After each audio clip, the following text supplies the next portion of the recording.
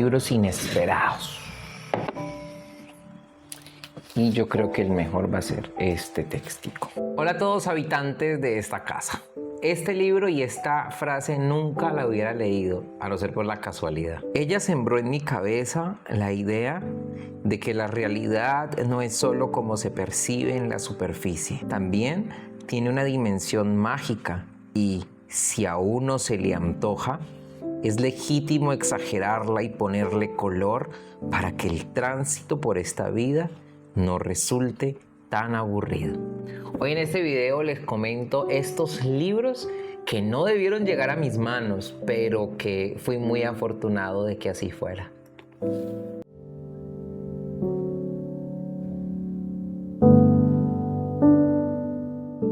Hola a todos y bienvenidos. Si no me conoce, yo soy Juan Carlos Torres y aquí hablo de libros y de cultura y de la vida. Si te interesa la literatura, si te interesa la creatividad, si te interesa la mejora de tus hábitos, pues suscríbete aquí al canal y comparte con tus conocidos. Hoy les voy a hablar de estos libros que llegan a las manos de uno por pura casualidad y que se convierten en tesoros. Son como las personas que a veces uno diría: ¿cómo fue que yo conocí a fulano y se convirtió en alguien tan importante en mi vida? Creo que están en orden cronológico de cómo llegaron a mi vida y les voy a contar la historia y por qué son tan importantes para mí hoy. El primero es este que se llama Obras Selectas de Oscar Wilde. Yo iba buscando El retrato de Dorian Gray, que era el libro la novela más conocida del autor. Y leí con mi esposo El retrato de Dorian Gray. Lo leímos entre los dos, él leía, yo leía. Pero aquí, y ahí viene la sorpresa para mí, yo lo recuerdo muy bien que yo estaba enfermo y bajé al primer piso. En ese tiempo vivíamos en una casa de 2 pisos. Y bajé y vi el libro y ahí hay unos cuentos que ya ni los encuentro, pero aquí venían unos cuentos que es que El príncipe feliz, El ruiseñor y la rosa, El joven rey, El crimen de Lord Arthur Saville, el fantasma de Canterville. Fue como una imagen completamente distinta de lo que para mí fue El retrato de Dorian Gray y ese tipo de narrativa. Allá en esa novela, pues es una novela, en mi gusto, muy pesimista con la naturaleza humana, pero en los cuentos yo comencé a ver un lenguaje muy distinto y un mensaje muy diferente y me enamoré de los cuentos de Oscar Wilde y nunca leí más, ¿no? Me quedé con estas imágenes. Yo por acá tengo algunas frases que en su momento señalé con post-its. Realmente el amor es algo maravilloso. Es más bello que las esmeraldas y más raro que los finos ópalos, perlas y rubíes. No pueden pagarlo porque no se haya expuesto en el mercado. No puede uno comprarlo al vendedor ni ponerlo en una balanza para adquirirlo a peso de oro. El ruiseñor y la rosa. Entonces, no, me quedé yo con esa sensación de haber encontrado unos relatos profundamente humanos, aunque eran fábulas, pero retrataban situaciones que me hacían reflexionar sobre la bondad, sobre la compasión, la solidaridad, la crueldad, el egoísmo, de una manera que me recordó mucho a esos cuentos que cuando le leían a uno de niño o uno veía en la televisión, uno tenía tan claro el mensaje. Era tan fácil de entender qué era lo que le estaban diciendo a uno y estar de acuerdo con ello. Hoy en día ya estoy leyendo, incluso en este mes de agosto, inicié con todos los cuentos de Oscar Wilde en este compendio de cuentos de Austral y me los voy a leer todos. Son muy pocos en realidad porque el autor en su haber, si bien era un autor muy célebre, dada su historia, su trágica historia, no alcanzó a escribir mucho más, pero sí, esta fue una sorpresa para mí, no porque estaba buscando la novela y como ahí estaban los cuentos, pues tocó leerlos, pero resultó que me gustaron más los cuentos que la novela. El otro libro, Eva Luna, de Isabel Allende, evidentemente cuando lo compré, yo ya sabía de Isabel Allende. Yo con Isabel Allende comencé leyendo, si no estoy mal, Violeta. Y creo que este fue el segundo libro y cuando lo vi en la librería, yo me acuerdo que costó 10.000 pesos, eso es como como $3, una cosa así, estaban en promoción, ¿no? Todos los libros a ese precio. Y yo dije, ay, Isabel Allende, no sabía de qué se trataba ni nada. Y lo compré. Es el que tiene la frase que les leí al principio, ¿no? Esta historia me enamoró mucho más de Isabel Allende. Para mí fue un libro mucho mejor que Violeta y me abrió un mundo de posibilidades en cuanto a la narrativa, porque la manera en que está narrada esta historia fluye como todas las historias que he leído de Allende, pero fluyen con una imaginación tan desbordante. Aquí es una pelirroja que vemos desde su niñez cómo va creciendo.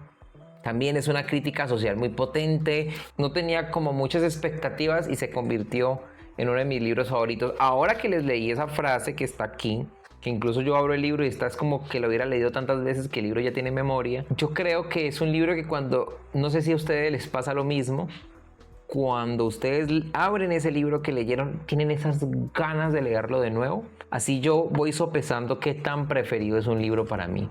Con los cuentos de Oscar Wilde me pasan. Cuando abrí aquí Eva Luna, sentí esa sensación de ese impulso de volver a leerlo. Cuando ella contaba, el mundo se poblaba de personajes, algunos de los cuales llegaron a ser tan familiares que todavía hoy, tantos años después, puedo describir sus ropas y el tono de sus voces. Es como si uno estuviera describiéndola a ella como autora. Conocí a la autora, pero apenas estaba adentrándome en su literatura y este libro me empujó de lleno al vacío para que me leyera todo lo de Isabel Allende, Eva Luna.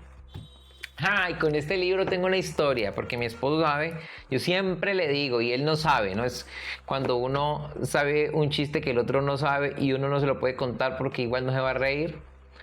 Porque no, para que este chiste sirva, tengo que contarle muchas cosas. Es decir, este libro tiene una escena que igual, si yo se las cuento, ustedes no se van a reír, pero tiene lo que es un humor tan fino que usa este autor y les voy a contar quién es.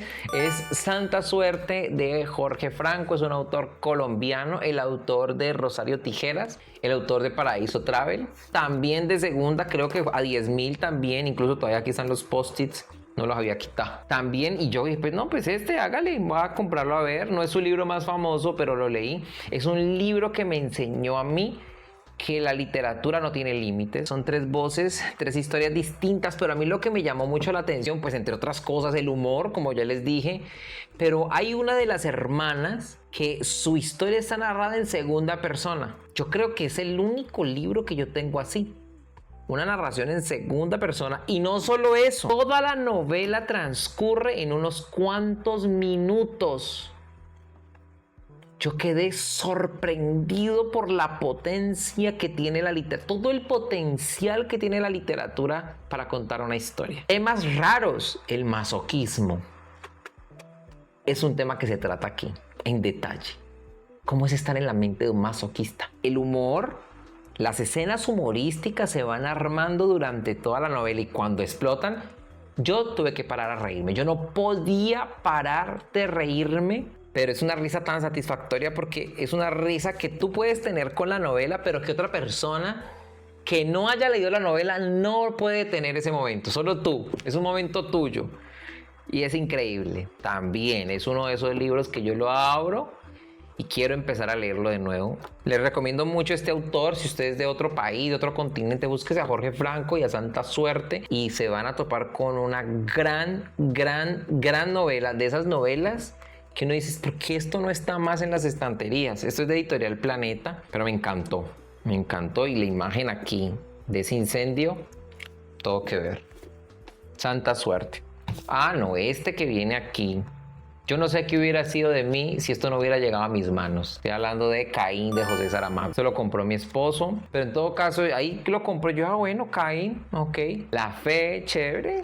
Está bien, una novela cortica de Alfaguara, una muy buena editorial. Pero en todo caso, a mí me sorprendió otra vez, cómo la literatura puede ser tan distinta una de otra. Isabel Allende, Oscar Wilde y Caín son totalmente distintos en las maneras de contar, pero uno siente que la verdad fluye por esas páginas. Con Caín yo conocí a José Saramago, y ahora que estoy viendo aquí las últimas páginas, aquí están las recomendaciones y está Ensayo sobre la ceguera, que justo fue el siguiente libro que leí, y resulta que se convirtió en uno de mis autores favoritos. Ya me leí me leí Ensayo sobre la ceguera, Ensayo sobre la lucidez, y ya compré Las intermitencias de la muerte, y tengo pendiente leerme El viaje del elefante, creo que se llama. La prosa de Saramago es compleja. Si tú ingresas por primera vez a la historia, puedes ingresar por Para mí, si me dicen entre Ensayo sobre la ceguera, Ensayo sobre la lucidez y yo empezaría por de nuevo, porque es mucho más sencillo, menos denso, y uno puede acoplarse un poco al estilo de Saramago. Pero la historia que cuenta y cómo la cuenta me parece genial. Y muy bien, genial que llegó a mis manos por casualidad, y con él conocí a un gran autor. Y los que me conocen saben que yo comienzo a leer los autores por los libros más desconocidos. Aquí empecé a leerlo por Cuento de Hadas, el último cuento, no por El Resplandor ni por sus libros icónicos. Y con Brandon Sanderson empecé por curso de escritura creativa. Yo iba por la feria del libro, muy desentendido de la vida, y yo lo vi por allí. Ay, qué chévere aprender a escribir como esos grandes autores. Y me han dicho que Brandon Sanderson es un gran autor. No había leído nada de él, nada, cero. Yo no conocía la prosa de Sanderson, solo sabía que era muy famoso. Aquí Brandon explica cómo es que él construye esos mundos de fantasía. Claro, para aquella persona que le interese. Porque a mí me interesa, no porque me gusta escribir fantasía, pero me gusta leerla. Entonces él habla aquí sobre los sistemas de magia, sobre los personajes, sobre cómo hacer una trama. Entonces esto para un escritor es oro puro. Aquí él habla, les voy a mostrar algunos temas para que se animen aquellos escritores potenciales que hay por ahí viendo este video. Habla, lo primero, la trama. Cómo crear una trama. El punto de vista, las leyes de la magia, cómo crear un mundo, cómo crear un personaje, humor, finales y revisiones. Y si tú quieres publicar, él también aquí tiene unos capítulos muy interesantes sobre la publicación tradicional y la autopublicación. Este libro, yo creo que de todos los libros que están aquí, no lo conoce nadie. Te aseguro que no lo conoces. Y estoy hablando de cómo comportarse en la multitud. ¿Por qué digo que es tan desconocido? Porque no lo he encontrado en ninguna parte. Me parece increíble que esta novela no tenga más lectores. Es increíble porque, primero, por la voz. Es un libro narrado en primera persona, nos lo narra mi querido Dori o Isidore Mazal. Este adolescente nos va narrando su historia a partir de un suceso, ¿sí? Él está ahí viendo la televisión y él nota que hay una mancha en el sofá. Y a partir de ahí comienza toda la historia. Wow, yo digo, wow, la simbología que usa esta autora con esa mancha en el sofá y cómo eso se va escalando y nos muestra un retrato de las familias, cómo nos callamos dentro de las familias lo que no queremos hablar, pero es necesario hablar. Aquí temas fuertísimos acerca de la pérdida, de la muerte, de la pérdida de los padres, de la pérdida de los amigos. Temas fuertes como el suicidio están aquí plasmados en esta historia. Él conviviendo con sus hermanos, me acuerdo cuando hablaba con Simón, que era la más inteligente. Eso es una familia de intelectuales franceses, ¿cierto? Que el papá muere en algún momento y al ser tan intelectuales, tan racionales, ellos no le dan importancia a lo que están sintiendo. Y me parece que el retrato que Bordas hace en esta novela, wow, debería este libro ser más leído, de verdad. Yo me imagino que en algún momento algún editor va a descubrir esta joya. Este es de, no sé qué editorial es este es de Editorial Malpaso. Gracias a Editorial Malpaso. Esto también fue una casualidad porque vimos por ahí un mensaje en internet que había una feria del libro en un hotel. Fuimos. Yo dije, wow, esto es tapa dura, cantos pintaditos de rojo. Leí la sinopsis y yo me lo llevo. No conocía nada y cuando la leí me quedé enamorado de la historia. Quisiera volver, tengo unas ganas de volver a leerlo para ir viajando con Isidore por todas sus experiencias, por el descubrimiento de su sexualidad, esa relación que tiene con su mejor amiga, cómo la trama se va orientando y tú dices hacia dónde va. Es una historia simple, pero es una historia profundamente humana desde el punto de vista de nuestros matices como humanos. Y no es que aquí se muestre lo malo de las familias, sino las realidades de las familias. Encantadora esta novela. Una novela absolutamente fascinante, enternecedora, ocurrente y maravillosa por su visión madura y afable de la humanidad. Me encanta. Y esta edición súper bonita. Súper bonita. Aquí está. Cómo comportarse en la multitud. Y el último libro me lo leí este año y estoy hablando de La soledad de los números primos. Este sí que fue una casualidad, porque imagínense que yo estaba en la Feria del Libro de Cali y una empresa colocó un stand de trueque y yo tenía un libro allí y yo fui, aquí tengo mi librito de ventas, a ver qué tiene ahí. Y La soledad de los números primos, estaba como interesante y me lo traje. Qué libro tan bueno.